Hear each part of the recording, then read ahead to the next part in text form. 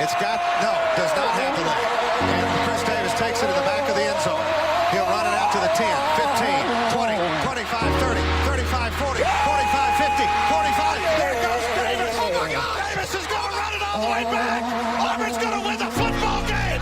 Welcome to the field where the legends collide. In the college grind where champions reside. LSU Tigers roar with a strength that's profound. Georgia dogs in the hunt, never backing down. Alabama's tide rolls with an unyielding force. Gators chomping through the swamp, setting their course. In the NFL, we rise like stars in the sky. Echoes of the crowd as the fanboys cry. On this podcast, we dissect the game and the lore, bringing insights and tales you've been longing for. So tune in, buckle up, it's time to explore. In the world of football, where we all crave more.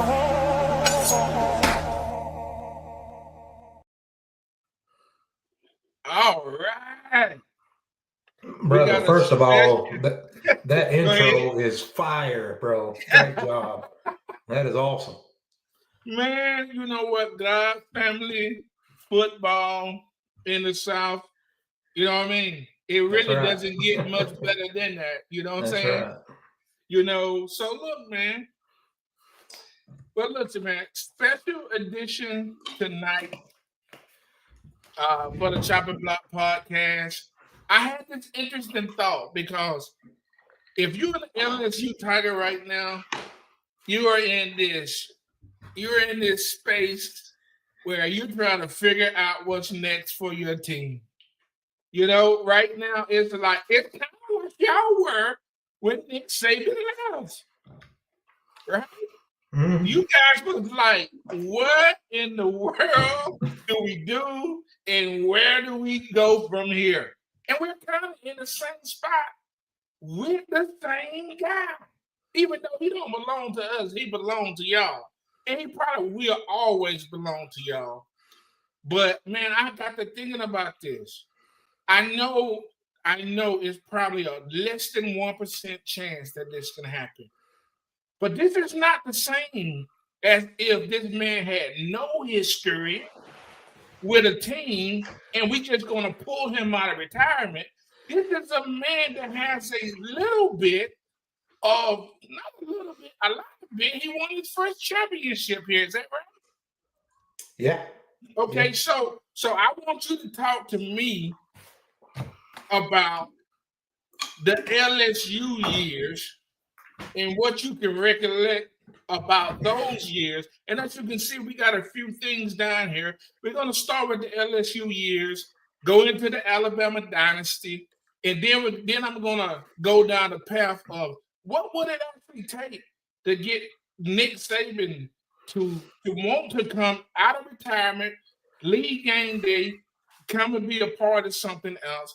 Then we want to talk about, hey, can he be competitive in this new landscape that we have with NIL in the portal? How much money would it take? And then ultimately, what does it mean for his legacy? So can you talk to me a little bit about LSU years? Yeah. First off, you said that, he's always going to be Alabama's. And that's true. He spent 16 years at Alabama. He really came in, well, we'll get to there.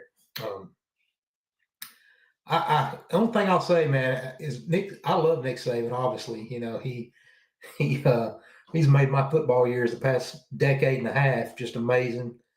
But when you hear that man talk about the game of college football, the players that's played for him, the love of the player, the love for the players that he's got, I think he is bigger than just Alabama's coach. He's everybody's. He's that important to college football. So that's a great point. So I'll say this about the LSU years, man. He came to LSU back when Alabama was just, we would have went crazy to have 8 wins. The SEC, Spurrier was at Florida. He was really ruling the SEC. Phil Fulmer at Tennessee, Tommy Tuberville at Auburn. All these teams were better than Alabama.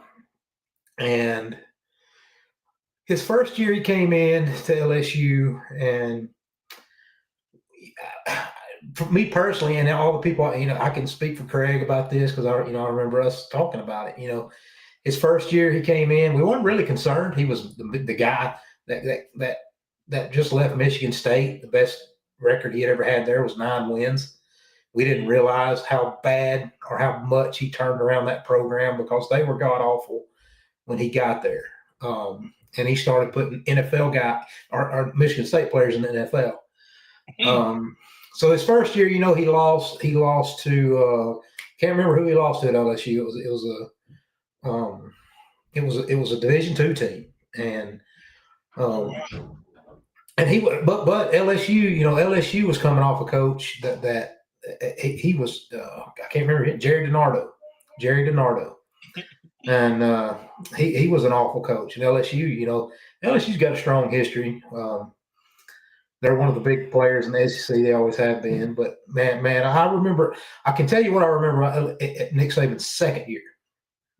You could see the difference in the players physically the second year. LSU was the biggest and the fastest getting off the bus. I mean, they just look better than anybody getting off the bus. And he built a wall around LSU. Texas was picking off LSU players. Oklahoma, Bama was getting a few. Everybody was, and he came in and he shut it down. He built a wall around Louisiana. He built that team strictly with probably 75% Louisiana talent, and he become instantly hated like Spurrier. And he did most of the part his early years at Alabama. Probably his first 7 to 10 years at Alabama was just an extension of what he was doing at LSU. He just built a team that just would physically whip your tail for 4 quarters. And when you got to the 4th quarter and you were losing, you had no chance of coming back. How many years did he stay there? At LSU? Yeah. I think he got there in 2001 and stayed till 2007, I believe. That might be off a little bit, but it was 6 or 7 years, I believe. Yeah. Okay. So they said he was there for 5 years. For 5 years. Pretty close there. For 5 years he was there, and it said from 2000 to 2004. 2004. Okay, so he was only there 4 years. It seemed like he was there a little longer than that. So it says Saban was head coach for 5 years.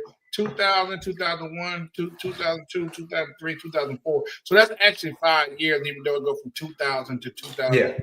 Okay, so 5 years. Yeah, that's pretty accurate. Pretty close. Yeah. And so let's think about this. He was there, and in his 4th year, right, is when he won the title. Is that right? Yeah, 2003, I believe it was. Yeah. So that's when he won his title. And I don't know how long LSU had been without a title prior to him getting that. Oh, it was decades. I think in the 50s was the last time LSU had won a national title. Okay, so from there, 58, I think it was. That is crazy. Yeah. So Nick Saban leads LSU.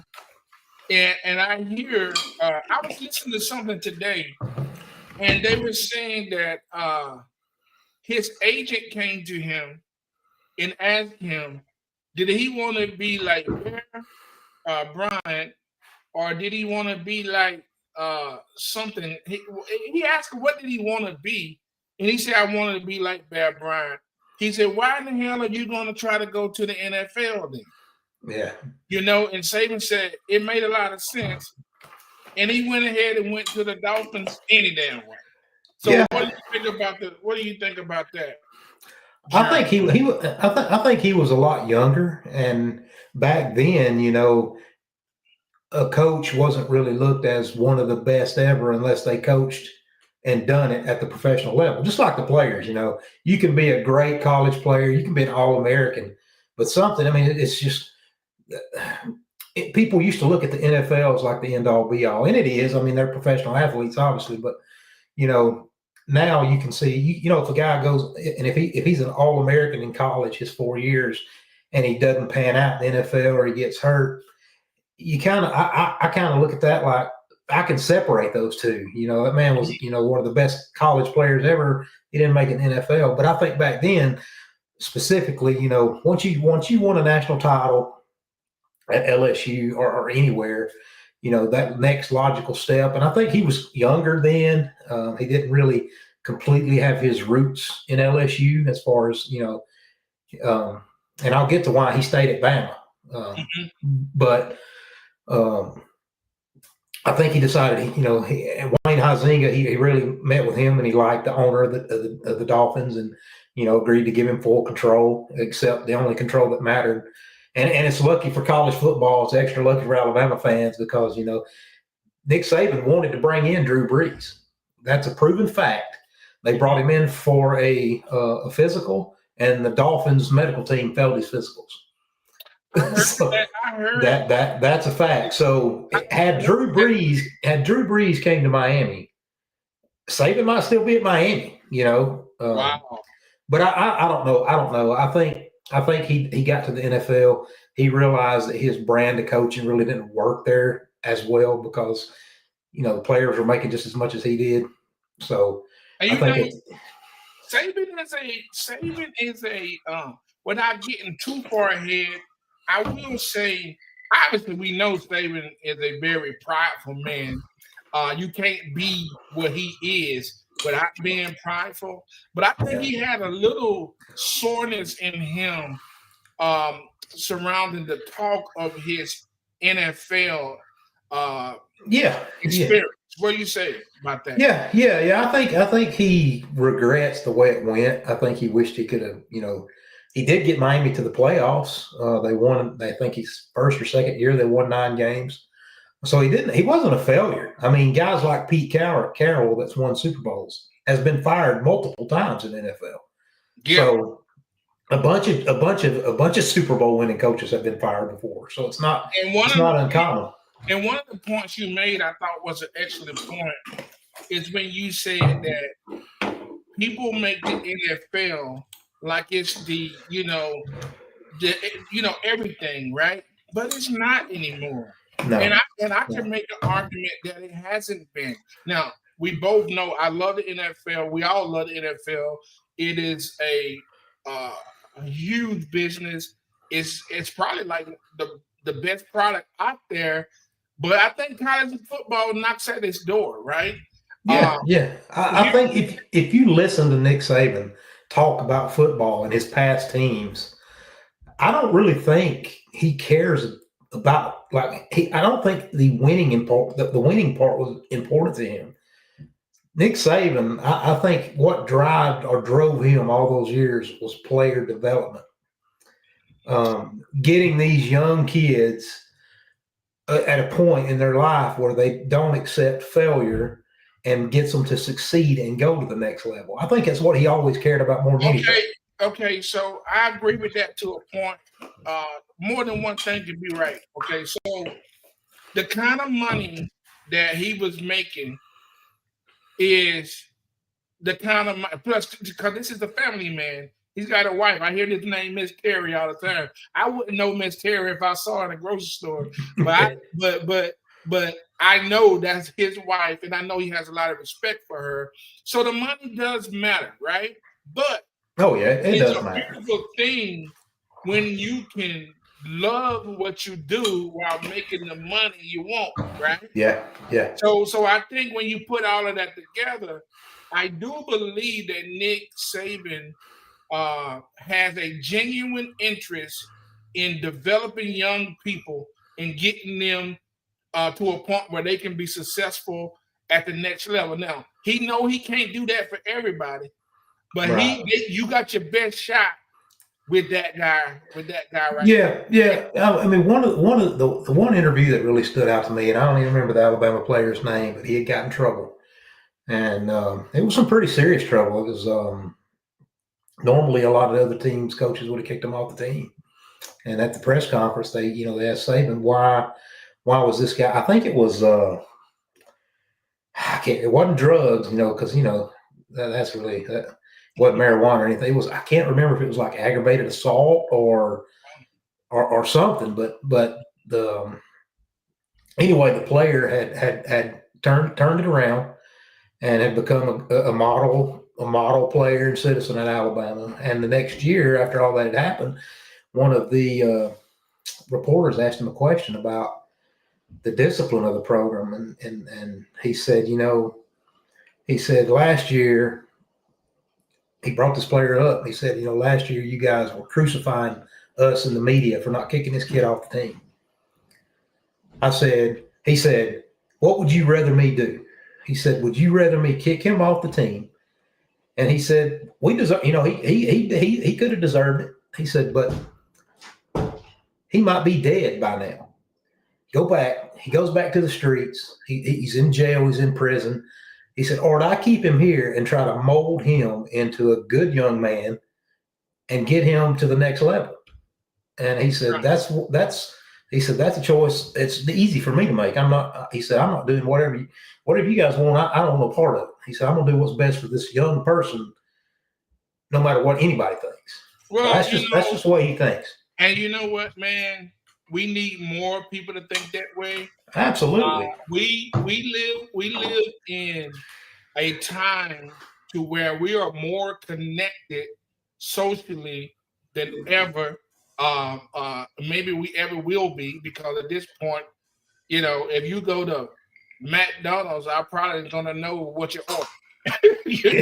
That's kind of how it is today. So I do believe that we need people like that that's willing to fight for these young kids, because especially now in NIL, we think these kids, we forget that they're kids because they make money. And as well as I do, we both got kids around the ages of a lot of these players, and I don't care what their age are, they still kids. They kids right there where it matters the most. You know that. Yeah, absolutely. Oh, yeah. So let's do this, man. You brought up Alabama. So let's move into the next part of this. I want you to take the time and talk to me about, you said it earlier, how easy he made, how he made football just beautiful for you all of these years. So talk to me about what Nick Saban has meant, not only to you, your family. You brought up football, what he means out of the football, but for the state of Alabama, and ultimately this dynasty that he created. I could talk for 2 hours about this topic. I'll try to keep it short, but so 2007. First of all, I used to listen to Colin Cowherd all the time, and when Alabama fired Mike Shula and Saban's name started rumbling around, I remember the day I was driving home from Atlanta. Cowherd was on radio show, and he said, Nick Saban will never go to Alabama and coach football. Alabama's dead. They're the 2000s Notre Dame now. They're never going to come back. And about 3 days later, Nick Saban announced he was coming. Oh, they said so. They said that he would never go there, and he did. Well, Nick said that several times, and then Colin Cowherd said there's absolutely no way Saban will ever be the coach at Alabama. And then about 2 days later, Saban. Well, that gives me a little hope. So go ahead. Yeah. Never say never. I mean, dude, when he was hired, I remember my first thought was, first of all, I knew we were going to be good. I seen the kind of players that he put in a machine and built at LSU, and so I knew our recruiting was going to go. I mean, we were stumbling around in the 25 to 30 range every year out of everybody recruiting. Nick Saban's first full recruiting year, recruited number one class in the country. So I knew. I mean, that was Julio Jones, all those players. What was the appeal? That was his first class, right? That was his first full recruiting class. First recruiting class, and he had won the national championship, obviously at LSU. Yeah, 4 years earlier, and then come back. He got mass appeal like that. He did recruiting. Well, he always won the parents. He would say he would recruit the parents harder than he'd ever recruit the kids. And parents loved him. I'm not going to speak like I know what it is to be a young black man with black parents in the hood, because I'm not. But I'd imagine, and you can tell me if I'm wrong, I would imagine if this multi-millionaire coach walked into your son's, house in the Ninth Ward in Louisiana and was telling you, I'm going to take care of your son. I'm going to get him to the next level. Here's a laundry list of all the players that I recruited and I got to the NFL.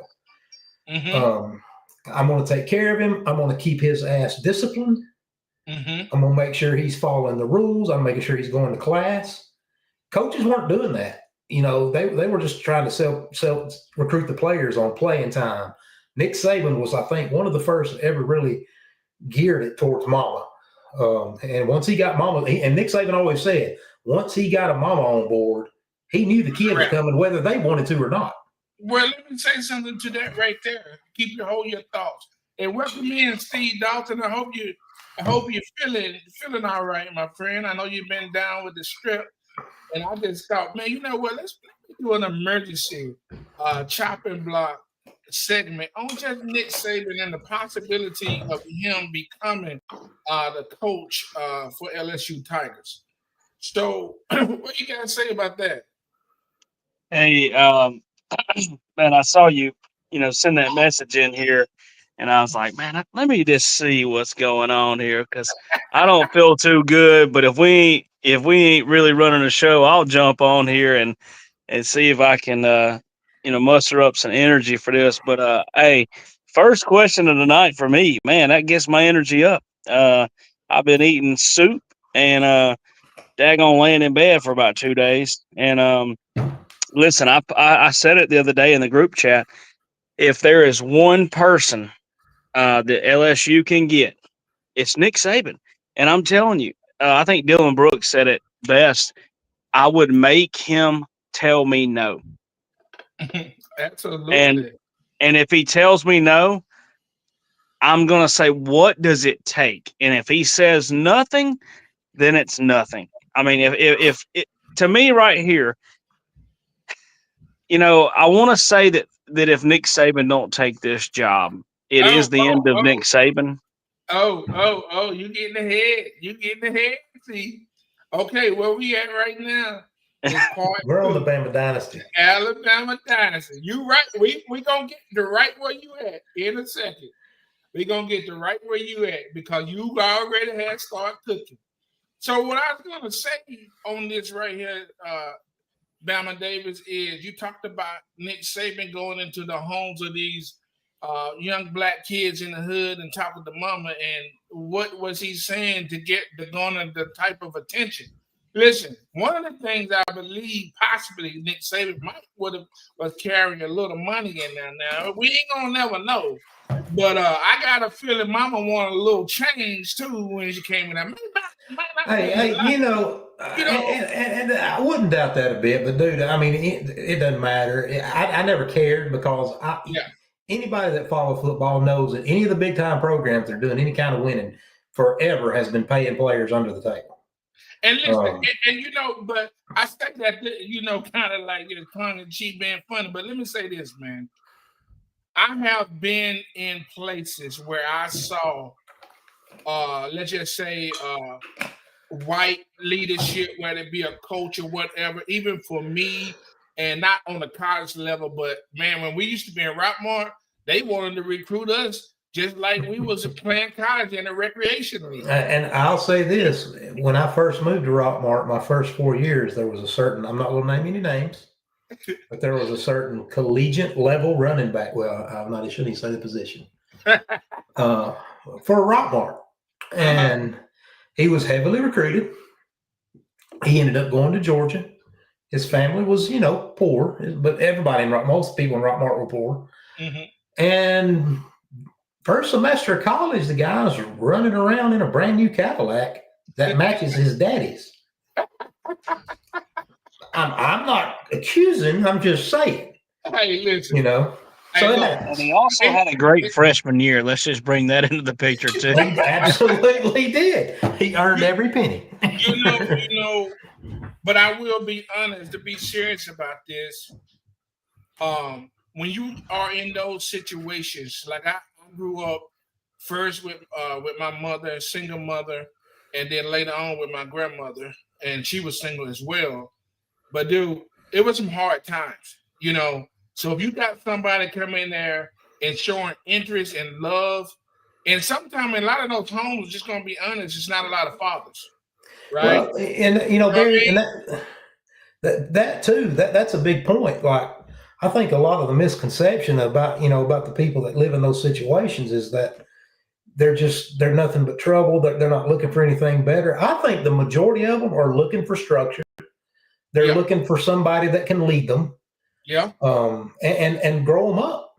yeah. Well, you got a lot of, for whatever reason, whatever dynamic is at place, a lot of brokenness in those neighborhoods, and so when you don't have that masculine energy and presence in there, especially when you're dealing with boys, even though girls need their father too. We both know that all three of us fathers of girls. Uh, we Yeah, know that you need a man in that space, and so I can imagine that Nick Saban came in there knowing who he is now, that he had a message and he yeah, had passion behind that message yeah. too, so that Well, he was believable with whatever he was saying. I'll try to finish up in a couple minutes just on the Alabama dynasty because I'm not sure how long. Like I said, I could talk about that for 2 hours. But Mhm. um, so anyway, early in his career, 2007, we won 7 football games. We lost to Auburn, we lost to Louisiana Monroe. We were getting made fun of still by everybody in the country. There wasn't an Alabama fan upset that year for 7 wins because we knew what Nick Saban was fixing to do. We knew that Alabama was a sleeping tiger or a sleeping giant, and that's what he became. What He year was this? What year were you saying? 2007 was his first year. 2007, he won 7 games. So Dalton, 2002, how old were you in 2007, Dalton? How old were you? 12. I was wow, that was 20 or 18 years ago. I was 30. There you go. Okay. Um, All right. but Just want so to put that in so perspective. so his second year, he won 10 games, played Florida in the SEC championship game. Second year, Florida was undefeated. We damn near beat Florida. And I remember 2008, I went to the home opener. It was Clemson. Clemson was ranked, I think they were in the top 10. If not, they were between 10 and 13. But we blew their doors off, beat them, I think 31-10 or something. It wasn't even close, and that was it. I mean, it was on after that. But I could go through every season and tell you about each of them. But the main point is Bama has a historic program. We all know that. The Mhm. fans hadn't seen winning at anywhere near that level since Bear Bryant left. Gene Stallings won a national title in '92. Had a few good years. We got busted for paying players, and some of those records, not the national title, but some of the records after that were wiped, where we won 11 games. And after that, it was just terrible coach after terrible coach. So he brought stability in Alabama. I'm probably a homer for saying this, but Georgia fans don't know, Florida fans don't know, LSU fans don't know, Tennessee. No one knows what it's like to only have college sports in your state. Mm. You're either an Alabama fan or you're an Auburn fan, or you don't care about football. I didn't care about the NFL until probably 6 years ago. Oh wow. It just never interested me. I only cared about college football, and that's every Alabama every Alabama fan I know or Auburn fan I know is the same way. You lived and you died. I mean, you took your pride in your state through your football team, and not many states can really say that. Well, let me say that. Let me ask you a question, Steve Dalton. You was 12 then, but you and I both have lived long enough to witness the Crimson Tide dynasty. And I've trolled a lot of years of those, and a lot of it has been to my own dismay, but I enjoy myself in the process. But as a Georgia fan, what has the Alabama dynasty meant to you? Well, I mean, honest to God, it the thing it means to me is it sets the standard. Rockmore High School football talks about setting a standard. Oh Lord, she's running in here. Hey, go in there, Mama. Go in there. Um, like Rockmore High School football says, you set the standard, and I think that's what Alabama football dynasty was to a Georgia fan. And if you look at it, we only played each other. I mean, I'm only going to say one time in the true SEC championship era where it really, means something when Saban and let's just say Rick was there. But like you said earlier, KD, the first SEC title game is against Florida. The second one, they get the revenge against Florida and then win the national title. And me and Tony, I think, went and watched 2 SEC title games against Florida. So it's like, Alabama is the standard. If you wanted to win the national title, you knew you had to go through Alabama. And a lot of times it wasn't done. Let's just be honest. I I mean, remember. I remember around 2008 after we had a really good season and kind of Auburn fans got clued in that we were fixed to be really dominant and they didn't like that. And so then the big thing was, well, Saban's going to be gone. He left Michigan State after 4 years. He left LSU. He left the Dolphins. You ain't going to have him long. And at that point, I was like, dude, I don't care. Give us 5 years of Saban. Let us get this turned around and then give us somebody. And that's what, honest to God, that's what I was hoping for. Just 5 years. And we got 15, 16. Yeah, a whole bunch. 2 terms. I wanted to bring you in on this. We're kind of going down this rabbit hole. We've been to the LSU years, and then we're wrapping up on the Alabama dynasty. I know how much of a fan you are and how much Alabama football means to you. I'd like for you to share some of that with us tonight. And also talk to me about how integrated the Alabama football program is within the whole state of Alabama. You talk, so that's what I was about to say. I didn't know what I came in on, but I was loving it. So you're just wanting me to explain, like you said, what do you mean as far integrated in the state? I'm like, how important it is. What in is the state? Alabama? There you go.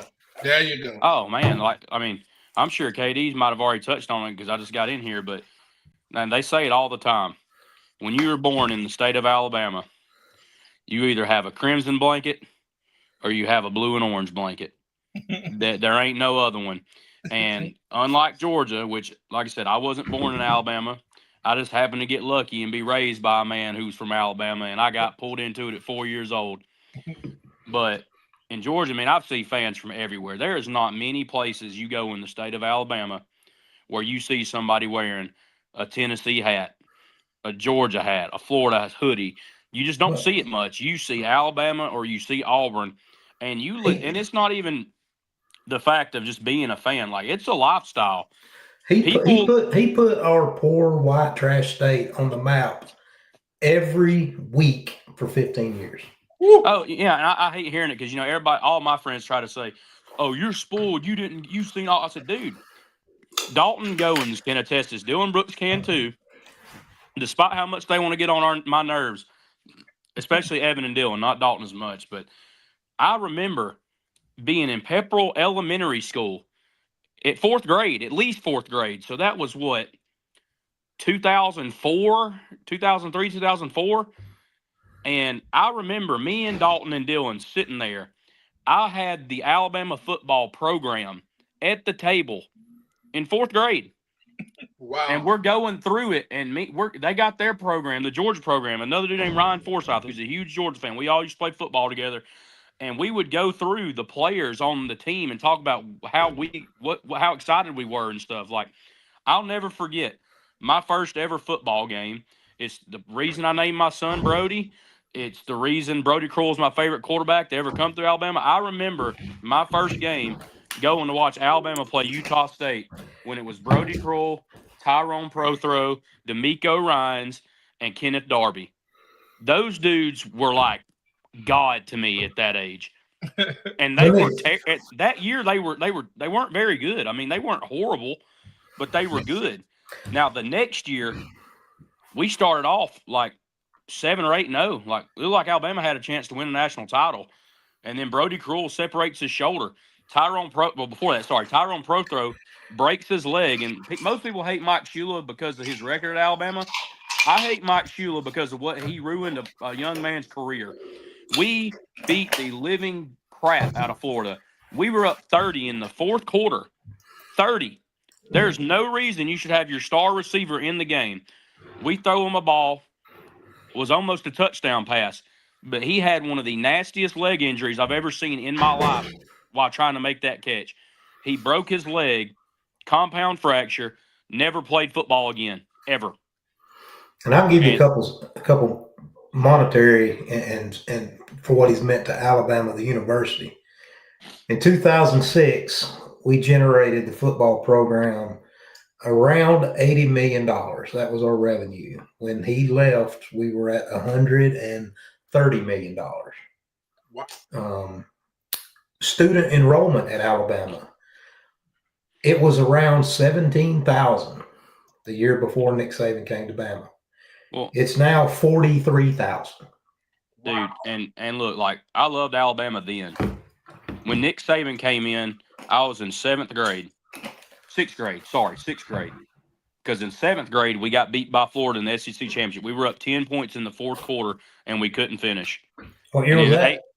2007 was the year. Okay. 2007, 2008 was my 7th grade year.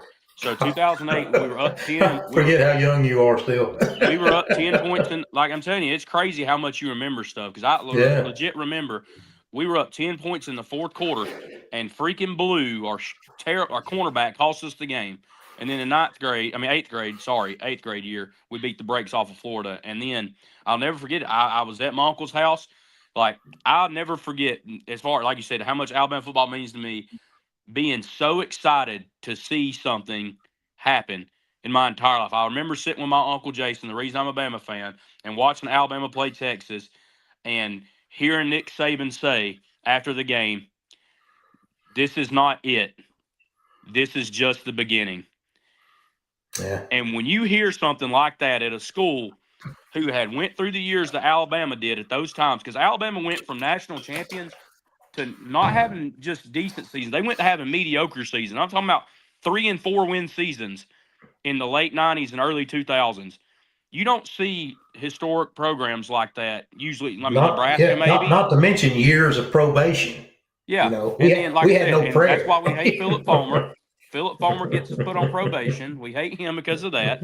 But I remember him saying that, and once he did that, I was like, wow. And then the next year, Alabama has a letdown year. And then everybody tries to bag like, oh, Alabama's done. It was one and done. Saban was just talking.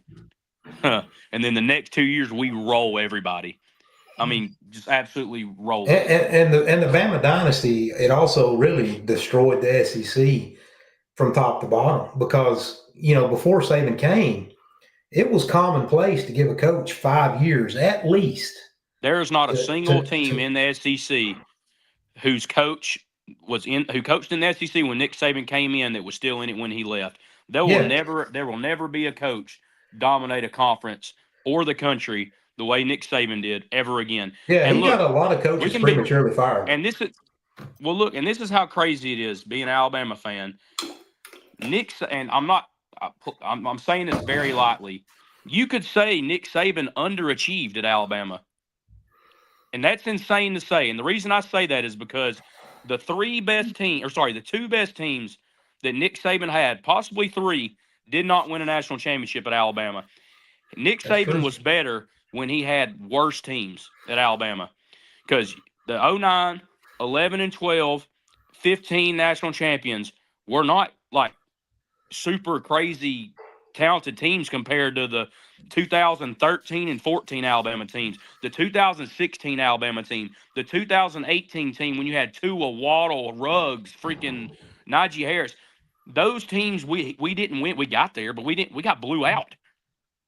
So it seems like Nick Saban's best coaching jobs was when he knew he had to stay on kids versus when anytime. And I don't think he ever got complacent, but as a coach, no matter what, if you know your team's great, that's always in the back of your head. You can't stay on top of it the way you want to. I think guys like Rolando McClain were a big reason why we won. We had guys in Saban's later years. I don't think we had a lot of guys on defense that held each other accountable. But Rolando McClain, you can ask anybody that played with that man for 4 years, they were all terrified of him. Oh yeah, he's a psycho. No one wanted to get out of line. No one was missing meetings, being late, nothing. And I think Saban's best teams were the teams where he had a game manager quarterback and a ferocious defense, much like Kirby Smart. Well, and I say this too. As much as Nick Saban means to Alabama, Julio Jones deserves a statue out front of Bryant-Denny Stadium. Julio Jones deserves just as much credit as Nick Saban, because without Julio Jones, there is no Nick Saban in Alabama. Nick Saban getting Julio Jones turned the corner and started the dynasty. Without Julio, there is no dynasty. Well, I'll never forget. I can tell you right now that Julio Jones, Derrick Henry, to me, those are football gods. But dude, and I'm telling you, you can't. When you look at those guys, you say, "Oh my God, this but Barry, is what football is all about." This is when I say Saban's different in some things. You know, these huge recruits like Dan Lanning, like for example, he tries to go be buddy, do everything to impress those guys to get these recruits in. I'm gonna throw you this amount of money. I'm gonna jump in the pool with just my underwear, just like you, and post it on Twitter. Nick Saban, Julio Jones said this publicly. He said Nick Saban walked in my house with my parents. He said because I truly didn't know. I wasn't thinking about going to Alabama. He said Nick Saban sat down, looked me in the eye, and said, "We're gonna win with you, and we're gonna win without you. Your choice." And that's what I was telling Barry earlier. You know, for a high school kid to sit there and take the right message from that and be like, you know what, I want to play for a guy like that. That shows Julio's maturity at a very young age, and to see that he could see the vision that Saban had. Yeah, it probably had a lot to do with his parents. What do you got, Bama? I was just going to say, I was telling Tony, I told Barry earlier, I said, Nick Saban said before he recruited parents a lot harder than he ever recruited any kid. Yeah, but, and I would say that to wrap up the dynasty, I would say that as the master troll of the Crimson Tide, which I've been for quite some time. I was thinking about this other day. I've been really trolling Alabama a while. You've been trolling Alabama hard ever since Big Al had that ass in a headlock in Bryant-Denny Stadium. Barry, you've trolled Bama since I've known you. I've never known you not to troll us. But that's crazy too. You know what? Right beside Julio, maybe they need to put a statue of me. That's right. Yeah, they need to put a they need to put in some work. Yeah, look, you know where they empty out they empty out the damn bathrooms at Bryant-Denny? They need to put you right beside that. But look, I do want to say two more things though. Like when you talk about what Alabama means to me personally, outside of my wife and kids, there's nothing else that compares to Alabama football outside of my family, because outside of playing sports, that's what I put everything knowledge-wise, like effort. I put everything into that to stay out of trouble. Like that was my thing, and I couldn't tell. I literally cannot count, and I keep it for my son. Like I could go pull it out of his room right now. Every single back when they had tickets, I got every single ticket from every Alabama game I've ever been to, and I got them in a folder in there. I got Derrick Henry's autograph on the Georgia game where it was pouring rain and he broke through on the run that me and Dalton were there for. I got his autograph. I got Ryan Williams' autograph in there for him. The only ticket that I'm missing is my fake national championship ticket that I somehow got sold because Brody lost it. But like I got that for him, and he's already seasoned. He loves it. Like now it kind of sucks and it doesn't, but it does, because when I want to go to a game, Brody ran like, "Daddy, if you go to the LSU game, can I go?" And I can't tell him no, so I got to look. It might hurt my pocket, but I got to do it if I go. Yeah. But I don't have no shame saying it. I freaking cried. I walked into my apartment when Nick Saban retired, because I had an apartment at that time. Then maybe I think it was the apartment. No, it wasn't. It was the other house. I walked in the house after a basketball game and cried not like a baby, but I cried a little bit in my wife's arms when Nick Saban retired. Like, people can say, "Oh, dude, these guys are when I was a kid, these guys are my idols." When Kobe Bryant, dude, I was with Dalton in the car driving when they announced Kobe died. I had to pull over and get someone else to drive, dude. These people they're not just sports icons. Like when you have struggles like I had as a kid, you find things to put that love into versus the people that you wanted it from. And they're idols. Like those guys are like what I expected, let's say, my mom or dad to be as a kid. So like people that act like sports is just some stupid thing. When you get older, yes, you don't get it. Like I still get mad, but I don't get nowhere near as mad as I did when I was 18, 19, and 20 during the games. That's true, but it doesn't take the passion away. Never does. Football is a microcosm of life. And any of these, we have. I remember where I was when Michael Jackson died. You know, you remember these things, and these people are so just interwoven into your life, man. So I would expect people to have those type of reactions to those type of events. So if somebody told me that it was just another day, being alive when Nick Saban leaves, I say you crazy because, like Kevin said earlier, this was probably the greatest coach. I don't know if ever, but definitely in my lifetime seeing that. So that brings us all to here, Steve Dalton. Okay. So here's what I told KD. And here's when I dreamt this up, I was like, maybe it will not happen. But let's just imagine a situation where it actually did. It's not going to cost us anything. And I knew it would be difficult for Alabama fans because this is like seeing your girl with somebody else and you still love her. That's rough. Well, so I think I really do think about this two ways. It would hurt me a little bit to see Saban back at LSU, just because he's that's become a rival, so to speak, just because he was there to begin with. But a part of me also misses seeing him on the sidelines. I'd kind of like to see him come back to LSU just to see if he could do it one more time, just to kind of, because LSU's in bad shape, Now, having said that, I 100% do not think it's going to happen. I think he's going to be 72 or 73 soon. 74 on Friday. Halloween. I think LSU. And he still says to this day, LSU holds a special place in his heart. Mm-hmm. And I forgot to tell you this. The reason he stayed at Bama so long, Barry, is around 2012, 2011. I truly believe he was thinking about leaving and going somewhere else. And then the tornado in Tuscaloosa happened, and he said when that happened, he said it changed his whole view on the people of that state. He had his team out there helping to rebuild people's homes. He started his Knicks Kids Foundation, started building houses in the poor areas of Tuscaloosa. And he said himself, that tornado really changed my mind on how I thought about the people in my community.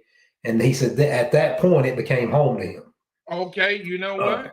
You just tapped into something that I was going to say. And this is what's beautiful about doing these types of videos, because you talk about what happened in Tuscaloosa, the hurricane. It was the perfect storm. Mm-hmm. Purple rain, the perfect storm, and this actually too could be the perfect storm.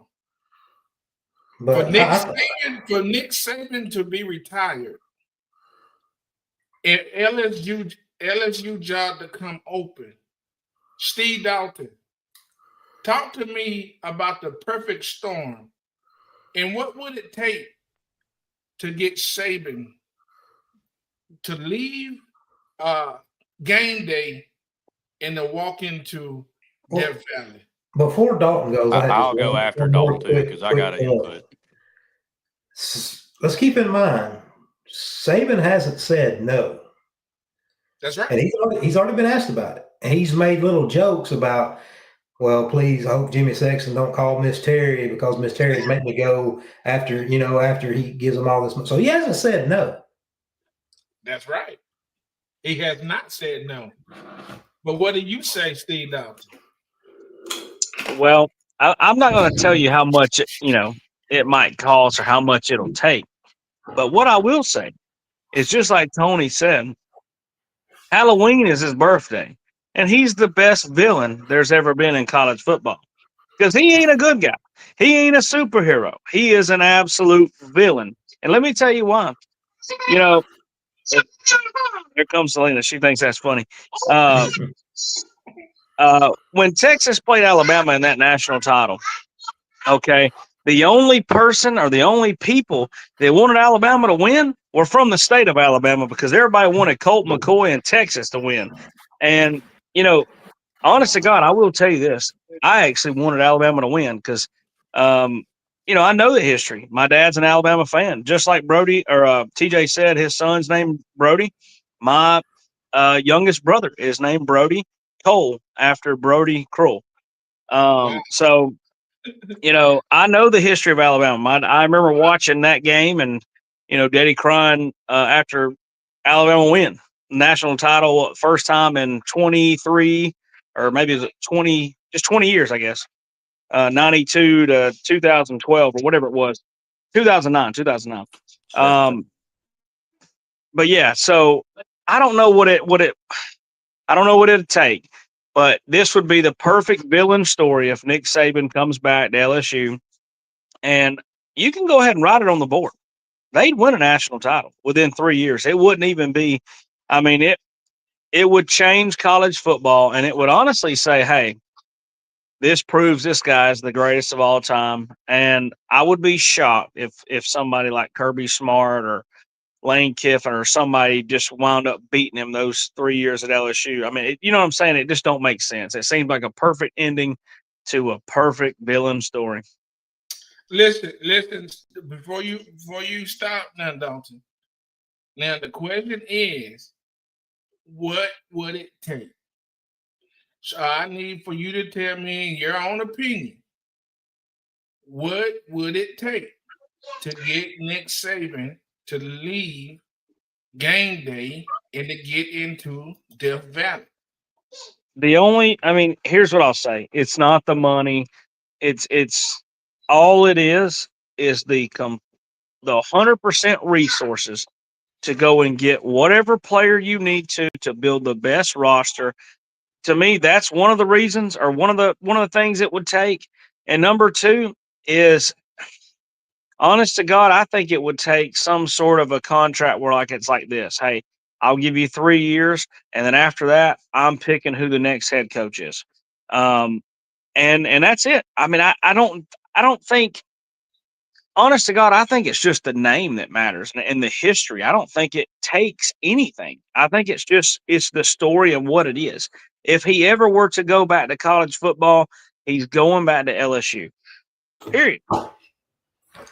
Tony, what would it take to get him there? I want to go back to what Dalton said for a second too, though. And like my cousin's name's Matthew Bryant Garrett, also. So he was named after Bear Bryant. He's younger than me, so it's not like we just completely forgot about the other legends. It's crazy that we try to work it in.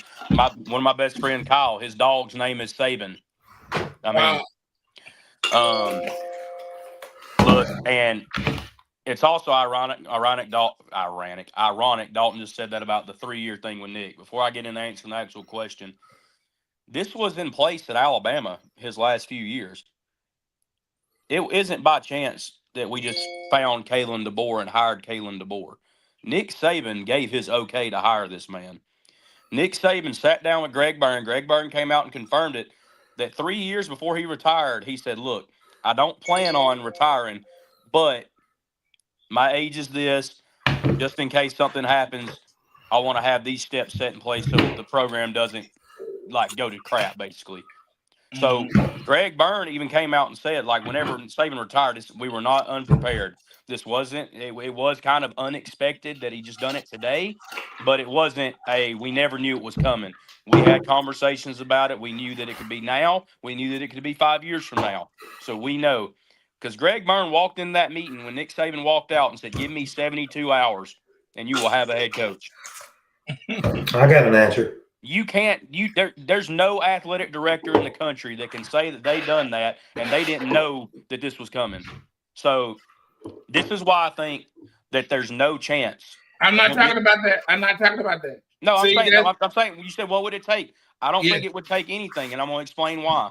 I Mhm. don't think there's anything that could get him to go to LSU because the biggest thing to me, Nick Saban and his wife are all about legacy.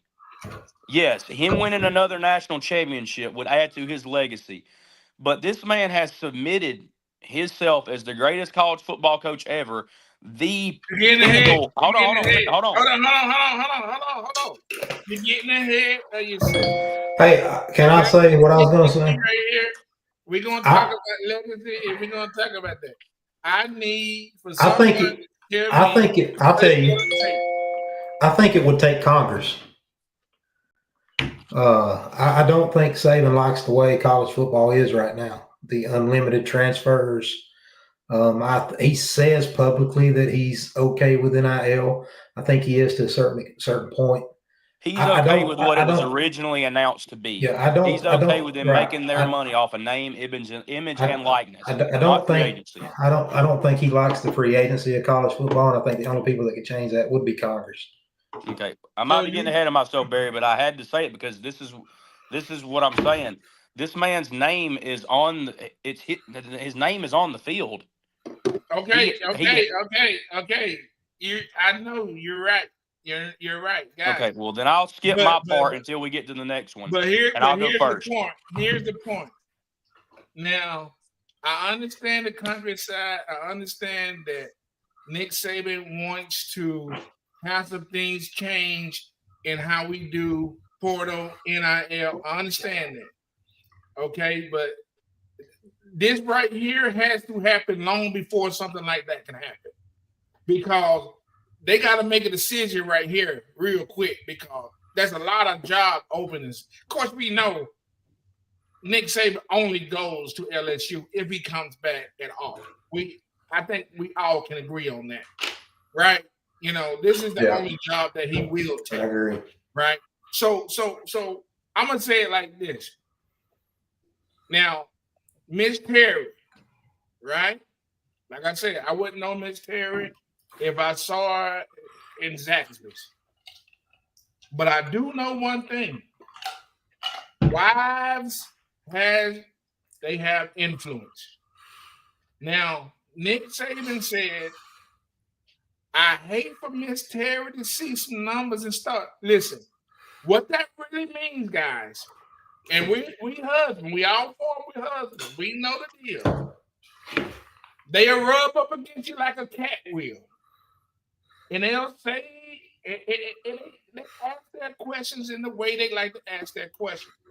So don't tell me there's no money, no dollar amount possible that Nick Saban will not come out of retirement in some capacity and coach a team.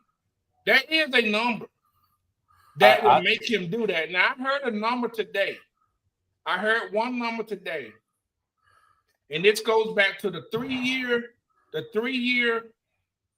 contract. A 3-year, $20 million a year, a $60 million contract to Nick Saban blows up everything else out there.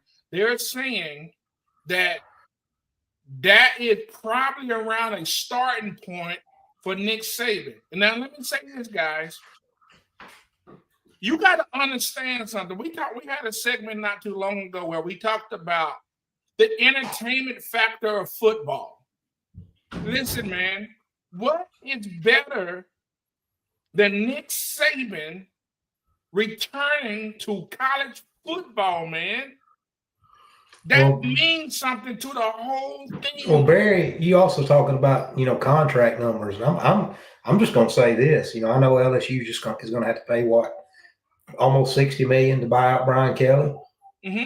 You can't pay Saban what he's worth. The return on an investment for him would be probably, no kidding, probably a salary that would be fair on what he's going to give you as a return on investment would probably be $40 million a year. At least. So if it should never be about money. If you can get enough money to hire Nick Saban, if it's all about just money for him, and there's a number he would take, pay it. Period. Yeah, Yeah, but yeah. yeah, but you got to understand. This is my logic behind it. There's no amount of money they could pay him that would equal what he's making right now. Like even if they paid him $20 million a year, that's almost, for one, you ruin the. This is like the NFL when you pay a quarterback $300 million and he almost doubles the next closest quarterback. Now you ruin the market, and now you got to pay all these other coaches. At least like Kirby Smart, for example, if Nick Saban got paid $20 million, they got to give Kirby a raise to $17 million. All Well, three. I mean, we're playing. We're playing. I mean, we're kind of just playing a what if game. I'm I just mean, saying though, in general, if they blew up the market like that, because I who mean, let's be cares? honest, Nick If Saban you're was LSU, making. who cares? Well, I'm just saying Saban was making 11 or 12 million at Bama, but Yeah. he's making $500,000 in an advisory role at Alabama that he doesn't have to do nothing, and then he's making anywhere estimated between 35 and 40 million a year with See, what ESPN and we're Game Day. what we are experiencing right now is, And he's doing half the work. what we're experiencing right now is the old boyfriend can't let go. Right? You can't let go of Saban for a second, even in a. No, I just don't. No, I'm thinking of him. I'm thinking of the way Saban would think, because, like I said earlier, when you say we're at the point now, he's about legacy. But this man is not. He's not going to do anything. He would not do anything to talk. Because look, me personally, it would not affect me if he went to LSU. Over half of our fan base would completely resent him. They would these fans of college football are so stupid. His statue would be vandalized. They would be freaking things everywhere saying to remove his statue, that he was never a true out, blah blah blah. All that stupid stuff would happen. Well, then Nick you Saban, could really be able to separate the good fans from the I non-good know that, fans. but I'm just saying we know it would happen. It happens everywhere. Nick Saban would never do anything to ruin his legacy, because if you built Alabama and you prided on beating LSU, you stayed in Alabama to live after you retired, and you also decided, hey, I still want to be a part of this place. Tony, in that advisory role. They would have said the same. Listen, Tom Brady, when he left and went to freaking Tampa Bay. But he didn't. And they built a statue of him afterwards, dude. Yeah, but he was leaving New England. He wasn't retiring. He was leaving New England regardless. He was leaving purposely. Saban came out and said the reason he retired is because he knew if he had to work another year the way he did his last year, it would kill him. Oh, is this not a free country? Huh? Is this not a free country? What do you mean? Is he not free to change his mind? What does that? No, but what does that have to do with him saying if I had to work? Because he said I like to be hands on with everything, and he said I only know one way to do it, guys, and it's all the way this way, and I physically can't do it anymore. He said I knew that you can't change your age. You get older, you start. Barry, he's 2 years out of it now. Dude, who's to say? Look, think about it. Who's to say? Let's say he did get back into it somehow. Who's to say you take 2 years off after spending 35 years doing this one thing? You finally spent 2 years where your stress levels are down here. Now you get back into this and you do something, you reactivate something you ain't done in so long. But then again, freaking heart attack and dies. The one thing I'll say, absence makes the heart grow fonder. Mm-hmm. He could take his 2 years off, and he might. And I'm not saying he's physically capable of, because he's going to be 74, but maybe he just feels like he's taking these 2 years to recharge his battery. I'm going to give you my example of what you just said to me. Hold on, Tony. It has nothing to do with Nick Saban. This has to do just in general. Please. Go ahead. How old is Pete Carroll? 60, late 60s, maybe early 70s. I think he over 70. Yeah, let's see. Listen, yeah, he's old. He's old. So what I'm trying to say is not he's same age as Saban. I'm not saying why he wouldn't take. He's the same age as Saban. He coached the NFL. Listen, I'm not saying why he won't take the job or what he has said prior. That's why I phrase these things a certain way. I'm trying to understand what impact will this have on college football if he returned. Listen, If I he said it right returned, here. I it would said be it right great. here. It probably won't happen, but what if? You telling me why it won't? I'm asking you what if. It And would be that's a great if it different did. I mean, question. it'd be great for college football. It would be shit for him. It would What would ruin it his take? legacy at Alabama, but it would be great for college football. But at the end of the day, just like before, it doesn't matter if he went to LSU. Everybody's still going. It's crazy because Nick Saban, they begged for him to leave. Everyone begged for him to leave, and now that he's gone, it's like that crazy ex that you can't shake. She at the door knocking, praying for you to come back. And everybody wants him back. If he came back, it'd be great. But at the end of the day, it's still going to be the same thing. People aren't going to, outside of the team he's coaching, no one hardly is going to respect the greatness of Nick Saban because of the hate, because how much they hate him. And I it is think what. you're wrong on that. I think you're absolutely wrong So on you that. think they just hated I him don't think strictly that because he was at anybody. Bama? You always gonna have people to talk crap and troll and say whatever they want to say, dude. But nobody can look at this man and say he is not where he is. Okay, well, this is the Even best me way. as a troller. So what I'm asking, what I'm trying to say right now, why you got to be on board? You know, the money got to be right because he's a prideful man, I right? don't think money's a problem. If he really wanted to get into coaching, I don't think the money matters. The I money really don't. matters because of this, because the money is a part of the story. It's a part of the legacy. Yeah, He but in can this be day and set. age, if he could, if it was ever approved to where that, like I said, the university could spend more money, Nick Saban would take less money to be able to afford more players. It don't matter though, because that's what he would do. But I'm talking about in order for this to make sense in the see, you got to think about the big picture. When this thing happens, if it happens, probably won't happen. But if it happens, it has to be historical. It has to have a historical element to it, and the money has to be a part of that. Okay? I mean, yeah, I mean, No, he's going to make. he don't need the money, but the story needs the money. Well, I know that, but I'm not saying that they're not going to pay him. What I'm saying that Nick Saban's going to care less if he was to get back into coaching. Whatever the school is going to offer a number based on what they think he's worth, like Kevin said. Nick Saban is if he wants to get back into coaching, he's not going to care about that number though. It's going to be up there as the best of the best, the top in the league. But Nick Saban's not going to be thinking about that if he wants to get back into coaching. Guess But what? this is Nick my biggest Saban thing don't though. have to think about it. You know why? Because he It's got already, somebody. Because he got somebody going to do the thinking for him. yeah, Jimmy Sexton will do it for him. He's going to drain every penny from anybody. Right. But Okay. this is So let's just say we get him back. He decides to take the job. Okay. Let's go to this right here. Okay, KD. I want to say one more thing before you move on to that, though. This is my thing with all of this, as far because I get like y'all saying, well, he's took 2 years off, maybe he's getting the itch. Look, that we all know, we all played sports. Like, dude, I would give anything to be able to go back to high school or to do what I did, what I know now, as far as a player or college, either one. But even in the go back right now, like I said, I love basketball. I love coaching. I told Cheyenne this earlier, and I told my coaches over the summer. It feels so weird once you get to the point of acceptance on certain things. Like this is the first year in my entire life that I've had no desire to pick up a basketball at 29 years old. I love it. I love coaching it. I love watching it. Up until this past summer, I would get out there with the kids every single day and try to just kill them on the court and just show them and play and just because I love playing.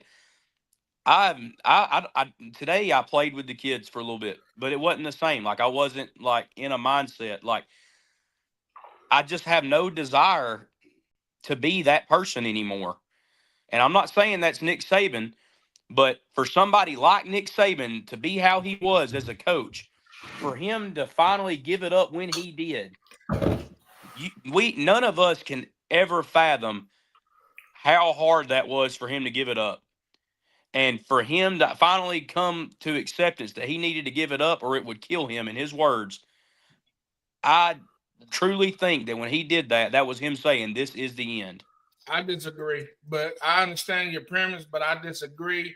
I don't think Nick Saban is as fragile as you trying to paint him out to I'm not be. saying fragile, I but I'm don't just saying know like his right health. now, I you don't can know get me his. to play in a men's league. You can get me to go play in a men's league next summer. But I'm not going to go get in the gym 3 or 4 days a week for that men's league like I would have done in the past. Like Yeah, but I don't think game day is Nick Saban's men's league. That keeps him in the game, keeps him a part of a team. Okay. I mean, like I said, man, I can't guarantee it's going to happen. I'm just saying that it's a possibility. This tonight is about a hypothetical, not a fact. Bama Davis, what is the competition, the recruiting? What impact would it have initially if he comes back? How is that going to impact college football? I don't know about college football. It flipped the SEC on its head. I mean, Nick Saban's going to come in and he's going to immediately recruit the type of guys he wants to. They'll be top five in the country in recruiting. Now, the only thing I would say he might have a problem with, is kind of the same thing he had a problem with his last 4 years at Alabama, and that's getting a very good staff. Because he came back, and let's just say he does. What if he comes back? He's 74 years old. He gets a 3 or 4 year contract. These coaches know, assistant coaches know that if they go to LSU, if they leave where they're at right now, they're probably only going to be there 3 to 4 years. So let's say he hires, there's 15 coaches. Only a few of those coaches that maybe have an actual chance one day to be a head coach. But I mean, it would make LSU a contender right out of the gate. I think LSU has talent right now, but they Yeah, need coaching. yeah.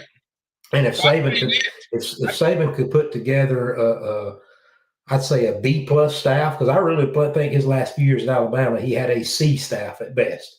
Mm, Um, and you could tell like our defense would get better. That's because Saban would finally say enough of this shit. I'm gonna run the defense myself. Yeah, you're right. Uh, Saban even came out and said that when the reason that year was so hard that last year was because he had to be more hands on than he probably yeah. wanted to be because the staff was not as good as the staffs he's had in the past. But my God, it's hard to compete with the staffs he's had in the past. He had Yeah. staffs with 7 or 8 current head But let's coaches on let's them. let's let's just say the perfect storm you were talking about earlier happens.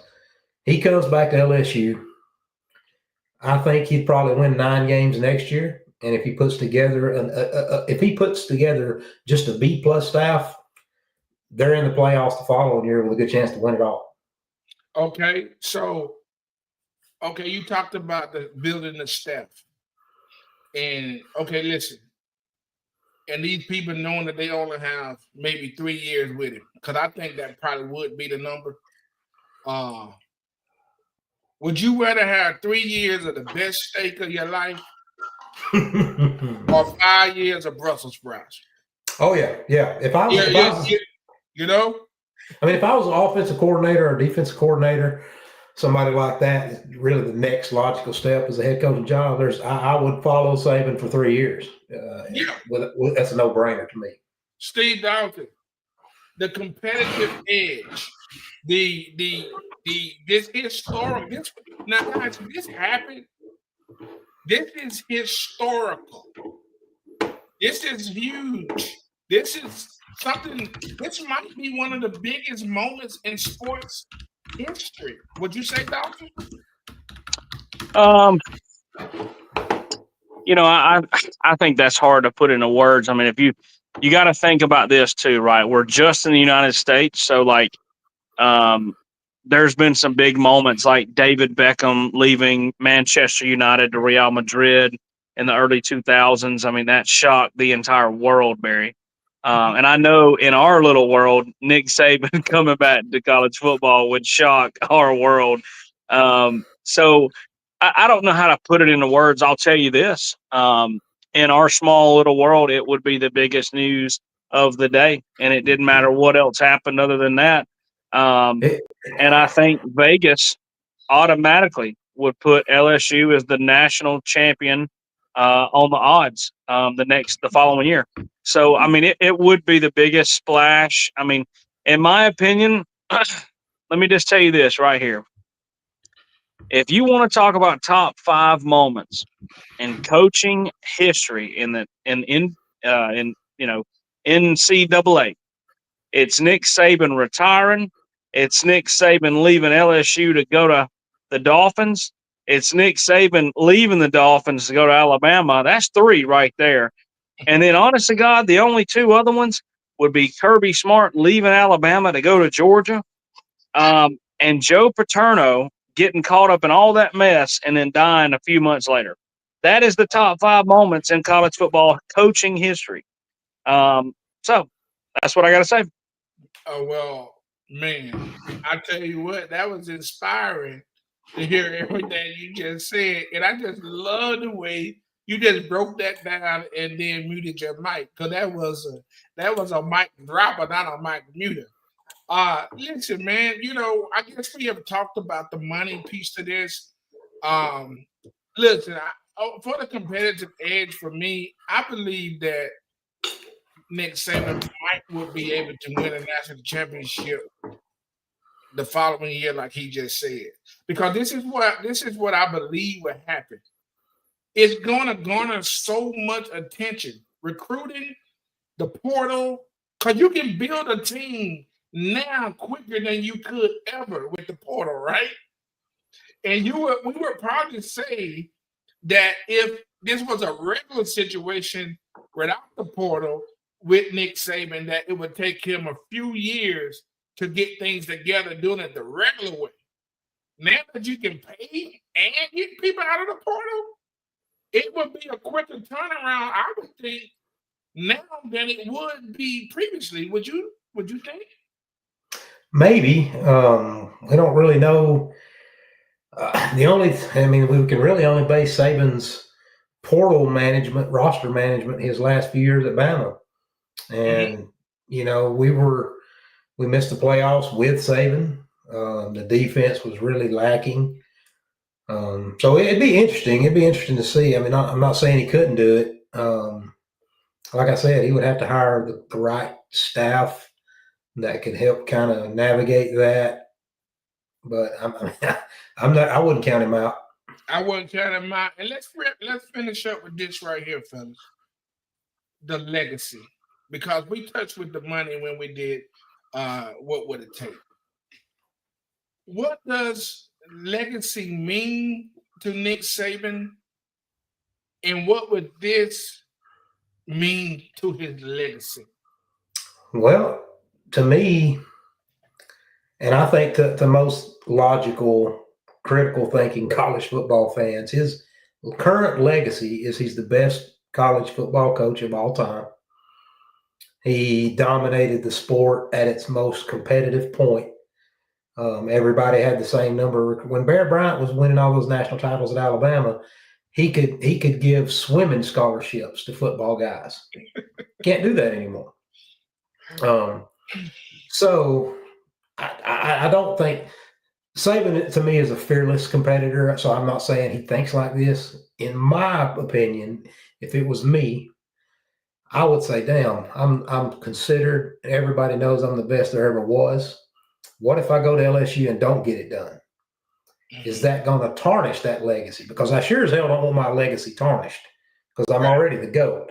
I don't want to go to LSU and my last year at LSU be a 5-win team, But again, I don't think he thinks like that. I think he's one of the most confident men that's ever walked the face of the earth.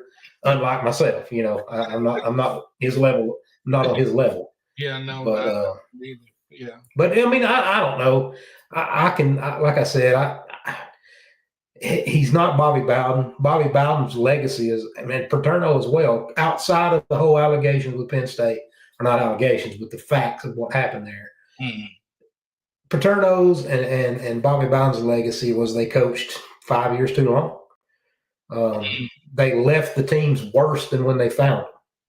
Right. And I think as long as Saban, jumped on LSU, if he jumped on LSU and he won 9 games or 8 games next year, and then he made the playoffs and lost. And then his third year, maybe he won 10 games and just missed the playoffs. Would that really hit his legacy? I don't think so. I think he's proven that he's done all he can do. So I don't know. I don't think it would take literally a disaster of epic proportions in their record for his legacy to be tarnished, and I can't see that ever happening. Okay, Steve Dalton, the legacy, if this would take place. Well, going back on what TJ said, this would ruin his legacy at Alabama, and they would be people, burning down his statue and tearing up the city. They indeed would. They would tear down his statue, and people would act a fool over this. But what I will tell you is the only thing that would improve his legacy is going back to LSU and winning another national title, because that would put him over Paul Bear Bryant. And hey, if he's already done it there, to go back and do it again after winning, what was it, 5 or 6 at Alabama? I mean, it's just that, to me, is how you cement your legacy. He could go there the first year, Barry, and win a national title and say, hey, it's over. I'm done. I'm going back home. And nobody could argue or say anything because he's the GOAT. And I'll tell you this, I know, Barry, I try to be logical, but Barry knows how much I love Alabama. If Nick Saban went to LSU and won another national title with LSU, outside of my hurt feelings because I don't want to see that, I would actually I would be happy for Nick Saban if that happened, because he deserves to go out of football however he wants to. If he wanted to coach at Alabama another 20 years and run us into the ground like Bobby Bowden did, he deserved that. Whatever he wants to do. So, I mean, his legacy to me as an Alabama homer is supplanted. I'd probably be a lot more mad at Alabama fans if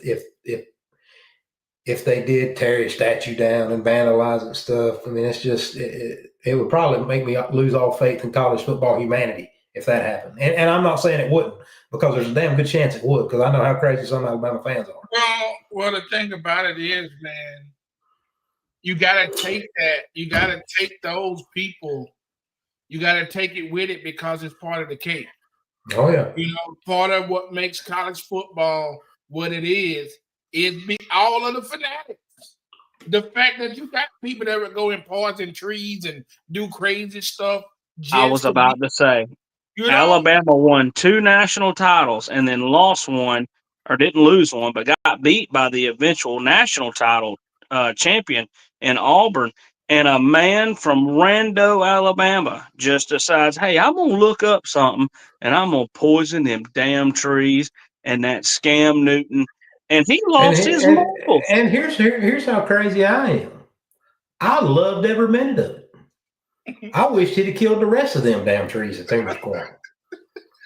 I wished he would literally rise from the grave and go do it again. Listen, man. When it happened, I remember watching the TV and I said, I'll be damned. That's pretty fucking cool.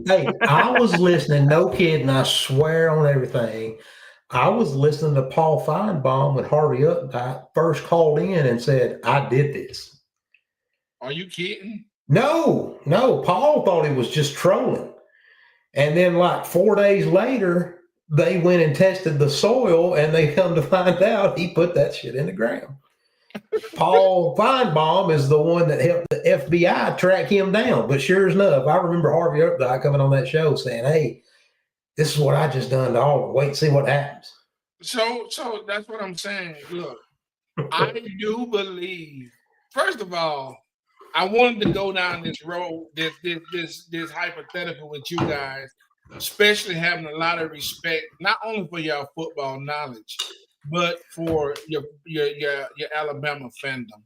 And I know that this is probably not, like, obviously this is not your grandmama dying, but this is in that other world. This is a painful kind of situation when you think about something like this. It's just a weird thing to think about But that's why we love sports, because we get to live in the what if moment every single day of our life, in and out of football season. So for me, I think that Saban doesn't have to do anything else. He don't have to go to LSU. He doesn't have to do anything. He is the epitome of college football. And as I have watched him, even through my trolling journey, I have learned to respect the man, not just for what he has done on the football field, but what he has done off the football field. And just man to man, seeing how he thinks and having the passion to get up every single day to go out and do something great. I don't understand how anybody cannot respect and even revere a man of this stature. I hope it happens for football more than I do for LSU. And I'll end on this. Like I said before, I find it awfully peculiar that he hasn't come out and said, I have no interest in coming back to coach for college football. I'm happy doing my gig at ESPN. Yeah. That's all it would take. Yeah. He's not done that. And guess what? He's not supposed to say that.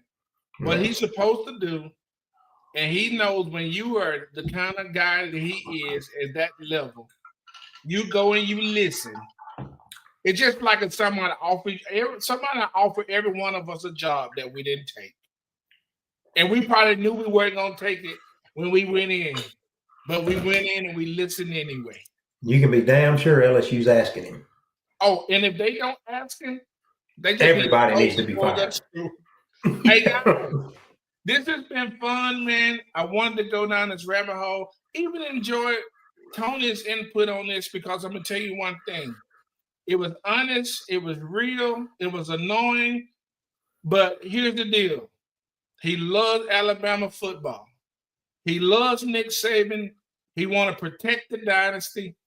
And if he was 100% honest, he would say, I don't want to see my girl with nobody else. We out, fellas. All right, here we go. 56-yarder. Does not have the leg. And Chris Davis takes it to the back of the end zone. He'll run it out to the 10, 15, 20, 25, 30, 35, 40, 45, 50, 45. There goes Davis. Oh, my God. Davis is going to run it all the way back. Auburn's going to win the football game. Welcome to the field where the legends collide, in the college grind where champions reside.